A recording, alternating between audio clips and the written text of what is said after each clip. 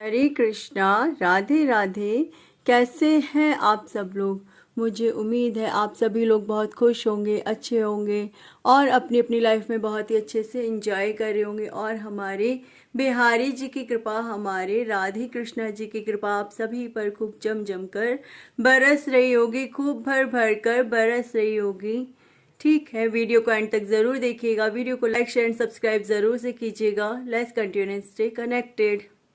आप सभी मेरे साथ राधे राधे प्रेम से बोलिए, राधे राधे। ठीक है, वीडियो को शुरू करते हैं। श्री भगवत महात्म्य। पहले पूजा कर लेते हैं, प्रार्थना कर लेते हैं। ओम नमो भगवते वासुदेवाय। ओम नमो भगवते वासुदेवाय। कृष्णं नारायणं वन्दे, कृष्णं वन्दे व्रजप्रियं, कृष्णं द्वैपायनं वन्दे, कृष्णं वन्दे प्रथासुतं। जय जय श्री राधे। अष्टमो अध्याय। राजा परीक्षित के विविध प्रश्न। राजा परीक्षित ने कहा, भगवान आप वेद वेताओं में श्रेष्ठ हैं। मैं आपसे यह जानना चाहता हूँ कि जब ब्रह्मा जी ने निर्गुण भगवान के गुणों का वर्णन करने के लिए नारद जी को आदेश दिया, तब उन्होंने किन किन को किस रूप में उपदेश किया? एक तो अचिंत्य शक्तियों के आश्रय भगवान की कथाएं ही लोगों को परम मंगल करने वाली हैं। दूसरे, देवर्षि नारद को सबको भगवत दर्शन कराने का स्वभाव है। अवश्य ही आप उनकी बातें मुझे सुनाइए। महाभाग्यवान शुकदेव जी, आप मुझे ऐसा उपदेश कीजिए कि मैं अपने आसक्ति रहित मन को सर्वात्मा भगवान श्री कृष्ण में तन्मय करके अपना शरीर छोड़ सकूं। जो लोग उनकी लीलाओं का श्रद्धा के साथ नित्य श्रवण तथा कथन करते हैं, उनके हृदय में थोड़े ही समय में भगवान प्रकट हो जाते हैं। श्री कृष्ण कान के छिद्रों के द्वारा अपने भक्तों के भाव में हृदय कमल पर जाकर बैठ जाते हैं, और जैसे शरद ऋतु जल का गंध लापन मिटा देती है, वैसे ही वे भक्तों के मनोमल का नाश कर देते हैं। देखिए, कृष्ण भगवान तो हैं ही ऐसे जो अपने भक्तों से ना अत्यंत प्रेम करते हैं। कृष्ण भगवान कहिए, श्री विष्णु भगवान कहिए, बिहारी जी कहिए या राम जी कहिए। आज थोड़ी सी एनर्जी मेरी लो है क्योंकि मुझे खांसी जुकाम वगैरह हो रहा है, इस वजह से थोड़ी सी एनर्जी लो है।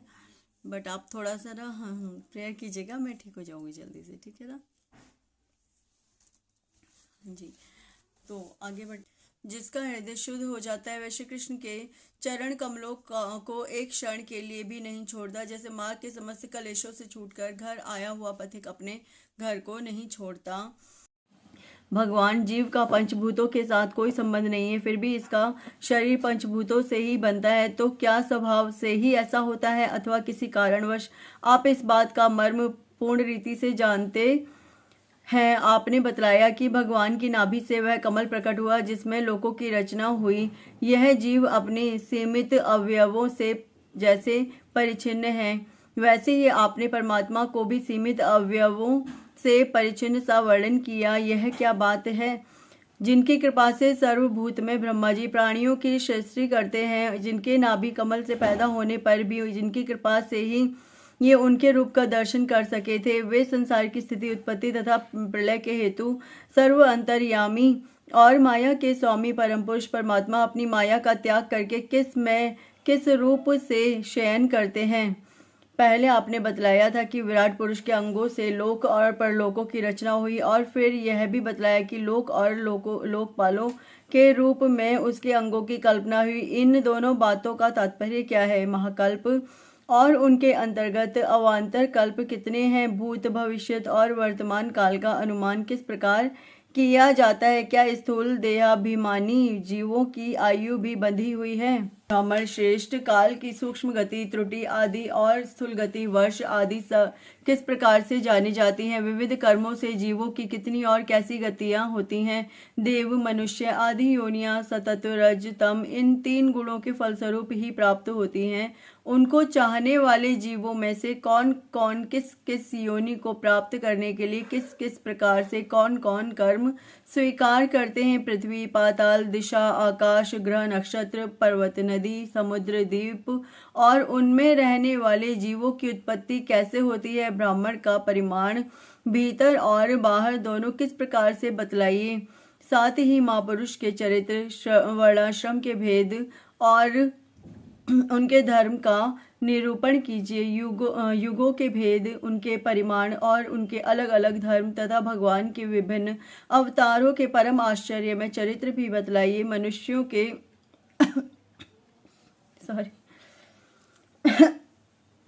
मनुष्यों के साधारण और विशेष धर्म कौन कौन से हैं। विभिन्न व्यवसाय वाले लोगों के, राष्ट्रियों के और विपत्ति में पड़े हुए लोगों के धर्म का भी उपदेश कीजिए। तत्वों की संख्या कितनी है, उनके स्वरूप और लक्षण क्या है, भगवान की आराधना की और अध्यात्म योग की विधि क्या है, योगेश्वरों को क्या क्या ऐश्वर्य प्राप्त होते हैं तथा अंत में उन्हें कौन सी गति मिलती है।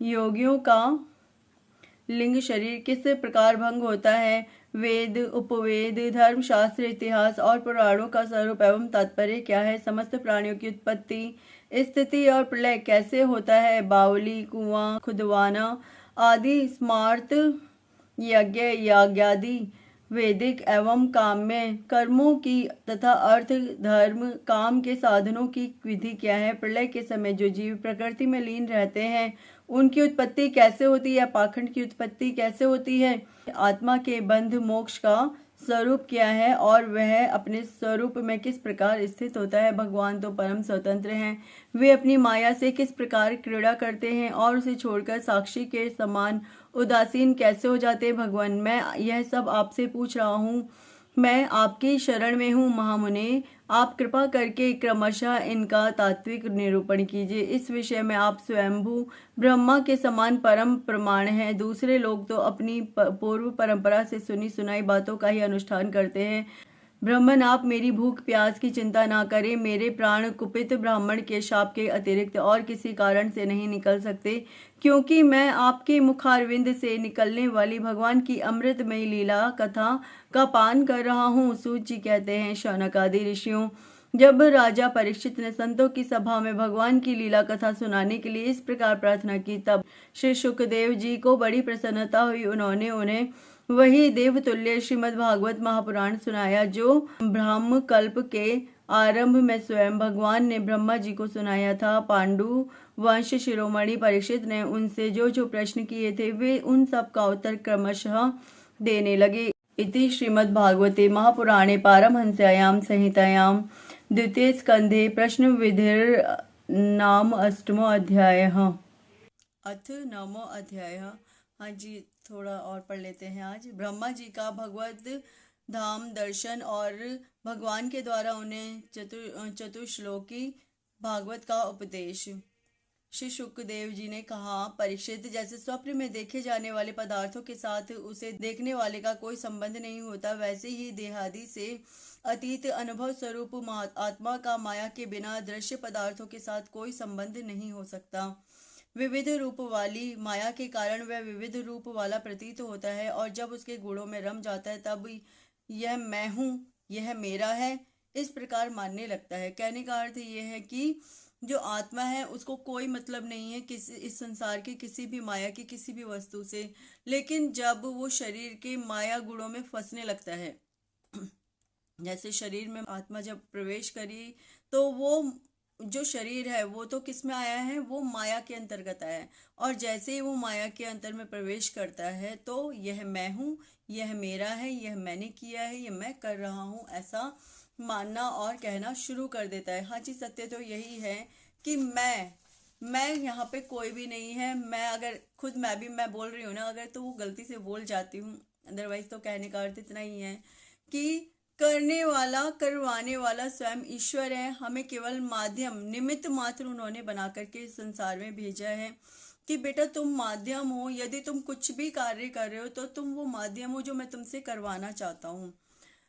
अब आप कहोगे अगर हम बुरा काम करें तो भी ईश्वर माध्यम है। कोई भी चीज इसी पॉइंट से शुरू नहीं हुई है, ये हमेशा ध्यान रखना।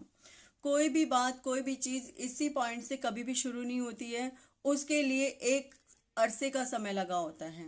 अरसे के समय से मतलब ये है कि कोई भी वस्तु या कोई भी बात, अब मान लीजिए मैं कोई भी वस्तु ही बनाऊं, सपोज मुझे एक बुक बनानी है, मुझे एक बुक रिटर्न लिखनी है, तो क्या मैंने एकदम से बुक प्रकट की और बुक सामने आ गई? ऐसा नहीं हुआ था ना। पहले मैंने उस बुक के लिए कितना सोचा, कुछ कितना विचारा, उस विचार को करने के बाद उस बुक के बारे में मैंने अंततः बहुत सोचने के बाद फिर उसे रिटर्न में किया। रिटर्न में जब हो गई वो बुक कंप्लीट, फिर मैंने वापस से उसे रीडिंग की कि मैंने बुक में कुछ गलत तो नहीं लिखा। तो वापस से वो रीडिंग करने के बाद जब मुझे लगा नहीं मैंने बुक सही लिख दी है, अब वो पब्लिश होने के लिए आगे गई, है ना, प्रिंट होने के लिए, पब्लिश होने के लिए आगे गई। पहले प्रिंट किया करवाया गया, प्रिंट के बाद उसे पब्लिश करवाया गया, तब जा करके वो मार्केट में आनी स्टार्ट हुई। कितने सारे प्रोसेस से बुक गुजरना पड़ा ना उस एक सिर्फ एक बुक को, उससे पहले कितने सारे काम कर दिए। इसी प्रकार से यदि हम आज इस समय कोई काम कर रहे हैं तो आप मत सोचिए वो अभी से ही शुरू हुआ है, उससे पहले जन्मों का काम शुरू हो चुका था। उससे पहले हमने जितने जन्म लिए हैं ना, उसमें भी बहुत सारी चीज़ें हम कर चुके हैं, तब जाकर के इस जन्म में उस कार्य को दोहराया या किया जा रहा है। दूसरे तरीके से समझाती हूँ, सपोज अब कोई इंसान बुरा काम कर रहा है, ठीक है, कोई भी, किसी को भी ले सकते हैं आप, कोई भी इंसान बुरा काम कर रहा है, आपको लग रहा है कि इंसान बुरा काम कर रहा है, तो वो बुरा काम उसने अभी से शुरू नहीं किया है, उससे पहले के कई दिन लगे होंगे, कई घटनाएं हुई होंगी उससे पहले की, तब जा करके वो बुरा काम उस समय घटित हुआ होगा।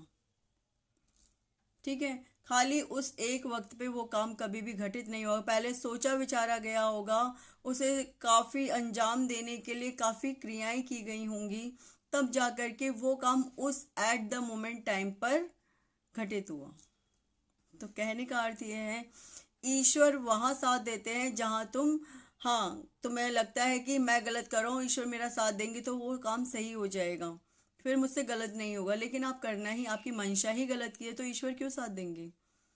ईश्वर हमारे तब साथ देते हैं हमारा, जब हम किसी सही काम को करना चाहते हैं और हमसे सही हो नहीं रहा है, लेकिन हमसे गलत होए जा रहे हैं। अब भगवान जी क्या करते हैं, जब हम कर्म कर रहे होते हैं ना, तो वो हमें देख रहे होते हैं कि कर क्या रहा है।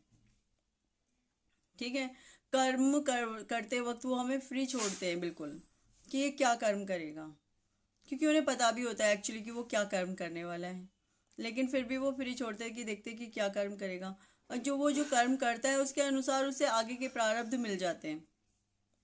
हाँ जी, भगवान केवल एक पूरे के पूरे वो देख रहे होते हैं कि हाँ ये कर क्या रहा है, ये किस तरीके से कर रहा है ये काम को, क्या ये काम सही कर रहा है या गलत कर रहा है। लेकिन जिस वक्त से हम ईश्वर के हाथ में अपनी डोर थमा देते हैं, उस पॉइंट से, उस वक्त से हमारा जो कार्यभार है ना, वो पूरी तरीके से ईश्वर संभाल लेते हैं। तो हमें ये सोचना नहीं पड़ता कि हम क्या कर रहे हैं या हम क्या नहीं कर रहे हैं, तब ईश्वर कर रहे हैं, वही संभाल रहे हैं, वही नहीं संभाल रहे हैं, वही कर रहे हैं जो कर रहे हैं, हम कुछ भी नहीं कर रहे होते हैं, उसके बाद से जो कुछ कर रहे होते हैं वो ईश्वर ही कर रहे होते हैं। आप कहोगे ऐसा कैसे पॉसिबल है, जब हम गलत कर रहे हैं इसका मतलब तभी तो ईश्वर कर रहे हैं। वो जो आप गलत कर रहे हो ना, वो आपके प्रारब्धों के अनुसार आपका गलत कार्य बना हुआ है, तो आप गलत कर रहे हो। और पता है, हमारी दो बुद्धि होती है, दो टाइप की हमारी बुद्धि, मन, जो भी आप कहना चाहो कह सकते हो, वो होती है। तो एक अच्छा मन क्या होगा, आपको अग्रसित करेगा, नहीं आपको सही काम करना है।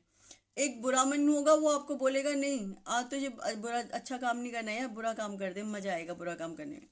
अब यहाँ पर पीछे से संस्कार भी काम करते हैं, जो हमारे पीछे के संस्कार होते हैं वो भी इन कामों में लगे होते हैं। अच्छी बुद्धि और बुरी बुद्धि हमें वहीं से ही प्राप्त हुई होती है, और कुछ कुछ हमारे पहले के प्रारब्ध होते हैं, जिसकी वजह से हम आगे इस प्रकार से कार्य करते हैं। कभी भी एट द सेम मोमेंट पे कोई भी काम घटित नहीं होता है, उसके लिए पूर्व योजनाएं और पूर्व बातें चल चुकी होती हैं, पूर्व विचार आ चुके होते हैं। ठीक है ना। चलिए आगे बढ़ते हैं। अगर आपको नहीं ये बात अभी भी समझ में आई होगी तो प्लीज़ मुझे कमेंट बॉक्स में बताइएगा, मैं आपको समझाऊंगी, विस्तार से समझाऊंगी। ठीक है। किंतु जब यह गुणों को शुद्ध करने वाले काल और मोह उत्पन्न करने वाली माया इन दोनों से परे अपने अनंत स्वरूप में मोह रहित होकर रमण करने लगता है, आत्मा राम हो जाता है, तब यह मैं मेरा का भाव छोड़कर पूर्ण उदासीन गुणातीत हो जाता है। दोबारा से मैं ये 2-3 लाइनें पढ़ रही हूँ, ध्यान से सुनिएगा।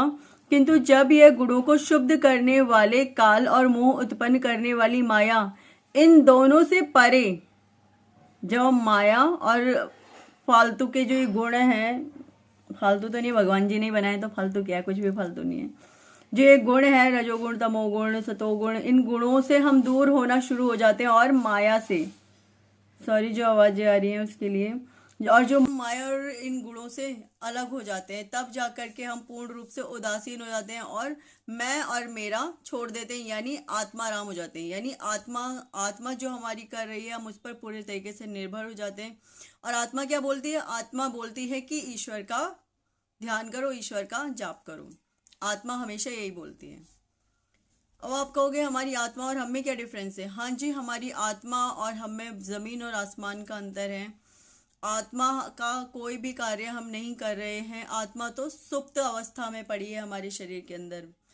जो हमारी आत्मा है ना, नहीं मैं सभी की बात नहीं कर रही हूँ, जो भगवान में ध्यान लगाते हैं, नाम जाप करते हैं, मन से चैंटिंग करते हैं, उनको पूर्ण रूप से अपने आप को समर्पित कर चुके हैं ईश्वर को, उनकी आत्मा कभी भी सोई हुई नहीं रहती है, उनकी आत्मा अपना वर्क कर रही होती है।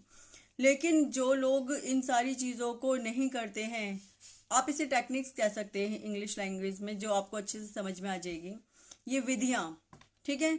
हम ये विधियाँ जो अपना रहे होते हैं, ईश्वर को ध्यान करना, ईश्वर में मन लगाना, ईश्वर का नाम जाप करना, ईश्वर में अपने आप को समर्पित करना, हाँ जी, इन सब से हमारी आत्मा सोई हुई नहीं रहती है। लेकिन अगर हम ये सब नहीं करते, इन सब विधियों को नहीं अपनाते हैं, तो हमारी आत्मा क्या है? वो सुप्त अवस्था में हमारे अंदर होती है। वो कोई भी कार्य नहीं कर रही है, जो भी कार्य हो रहा है वो हमारे मन के द्वारा, बुद्धि के द्वारा और हमारे शरीर के द्वारा किया जा रहा है। उसमें हमारी आत्मा का कोई भी रोल नहीं है कार्यों को करने में।